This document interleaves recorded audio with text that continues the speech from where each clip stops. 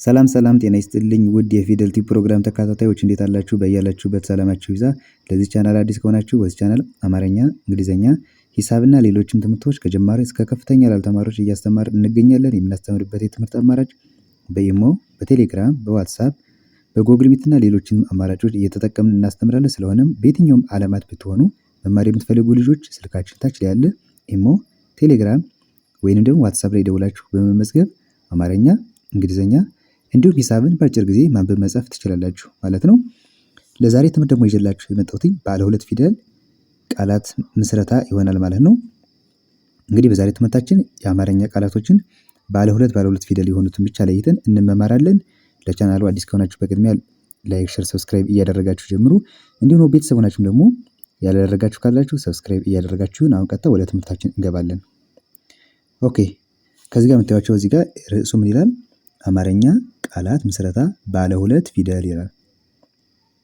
እንግዲህ እዚህ ጋር እንደምታዩቸው እነዚህ ሙሉ ሁለት ፊደላቶችን እያደረግን ቃላቶችን ማንበብ ነው ማለት ነው የምንለማመደው። አሁን ከመጀመሪያው ጀምሬ አነብላችኋለሁ፣ እናንተ በደንብ ትከታተላላችሁ ማለት ነው።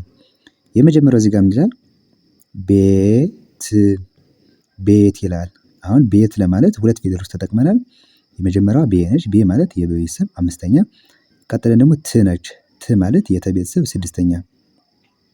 እነዚህን ሁለቱም ፊደላቶች በአንድ ላይ አገጣጥመን ስናነባቸው ምን ይላል? ቤት ቤት ይላሉ ማለት ነው። እሺ ከዚህ ጋር ደግሞ ሮጠ ሮጠ ሮጠ ለማለት አሁን መጀመሪያ ሮ የረቤተሰብ ሰባተኛ ነ ጠ የመጀመሪያ ፊደል አድርገን በአንድ ላይ ስናነባቸው ይሄ ምን ይላል? ሮጠ ሮጠ። እሺ ከዚህ ጋር ደግሞ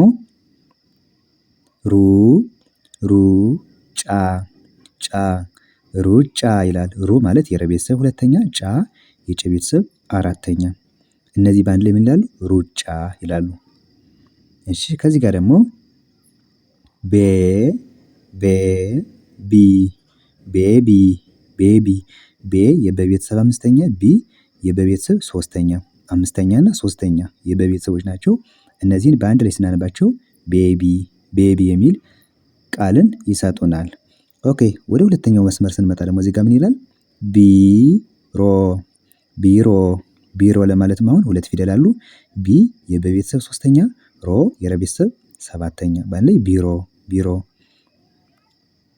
እሺ ከዚህ ጋር ደግሞ ኮካ ኮካ ኮካ። እነዚህ ሁለቱም የከቤተሰቦች ናቸው። ኮ ማለት ሰባተኛ ፊደል ነች። ካ ደግሞ አራተኛ ፊደል የከቤተሰቦች ማለት ነው። በአንድ ላይ ኮካ ኮካ።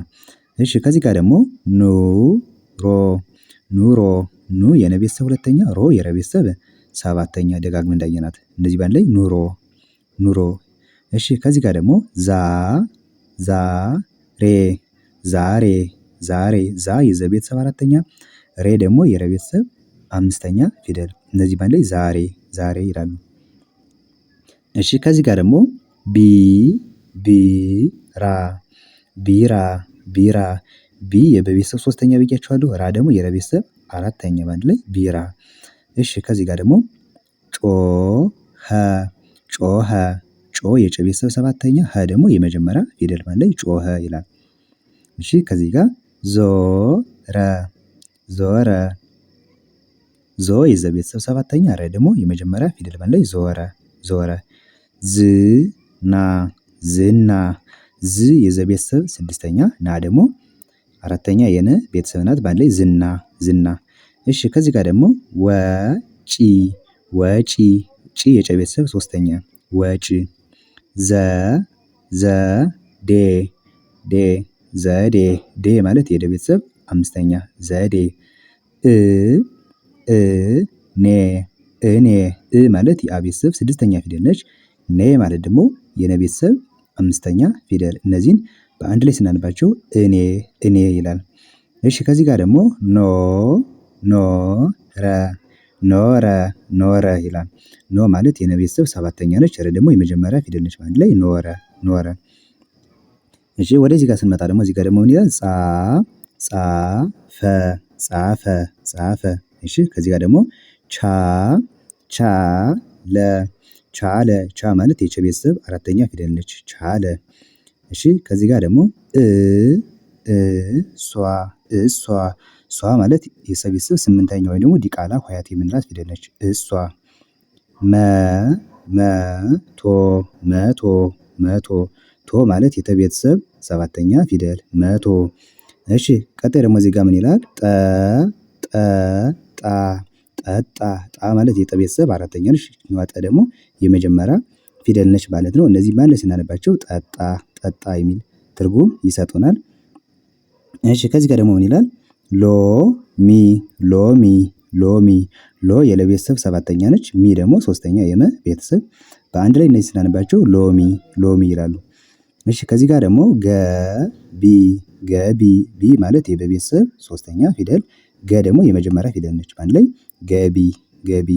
እሺ ከዚህ ጋር ደግሞ መሪ መሪ ሪ ማለት የረ ቤተሰብ ሶስተኛ እዚህ ጋር ኖረ ስንል ረ አለች የዚያች ቤተሰብ ደግሞ ሶስተኛዋ ሪ ትባላለች መሪ። እሺ ወደ መጨረሻው መስመር ስንመጣ ደግሞ ጅብ ጅብ ጅ ማለት የጀ ቤተሰብ ስድስተኛ ብ የበ ቤተሰብ ስድስተኛ በአንድ ላይ ጅብ ጅብ። እሺ ከዚህ ጋር ደግሞ ላም ላም ላ ማለት የለ ቤተሰብ አራተኛ ነች። ም ደግሞ የመ ቤተሰብ ሰባተኛ ሶሪ ም የመ ቤተሰብ ስድስተኛ አራተኛ የለ ቤተሰብ እና ስድስተኛ የመ ቤተሰብ በአንድ ላይ ሲነበቡ ምን ላም ላም ይላሉ። እሺ ከዚህ ጋር ደግሞ ጊዜ ጊዜ ጊ ማለት የገ ቤተሰብ ሶስተኛ ዜ የዘ ቤተሰብ አምስተኛ ፊደል በአንድ ላይ ጊዜ ጊዜ። በጣም አሪፍ። ወደ መጨረሻው ስንመጣ ደግሞ እቺ ደግሞ ሳሚ ሳሚ ሳ ማለት የሰ ቤተሰብ አራተኛ ፊደል ነች። ሚ ማለት ደግሞ የመ ቤተሰብ ሶስተኛ ፊደል ነች። ስለዚህ እነዚህን ሁለቱም ፊደላቶች በአንድ ላይ ስናነባቸው ምን ይላሉ? ሳሚ ሳሚ ይላሉ። በጣም አሪፍ። እንግዲህ ለዛሬ ትምህርት ይዤላችሁ የመጣሁትኝ ከአማርኛ ቃላቶች ውስጥ ባለ ሁለት ፊደል ብቻ የሆኑትን ባለ ሁለት ፊደል የሆኑት ቃላቶችን ነው ይዤ የመጣሁኝ። እንግዲህ እናንተ እነዚህን በደንብ አድርጋችሁ እያነበባችሁ ድምፁን እየሰማችሁ ከቻላችሁ ደግሞ እየጻፋችሁ ቢሆን የበለጠ ግልጽ ይሆንላችኋል ማለት ነው። በቀጣይ ደግሞ በሌሎች ቪዲዮዎች እመለሳለሁ። አማርኛ፣ እንግሊዘኛ ቪዲዮ ሁሌ እየሰራሁ እለቃለሁ። እየገባችሁ መከታተል ይቻላል። መልካም ጊዜ። ባይ ባይ።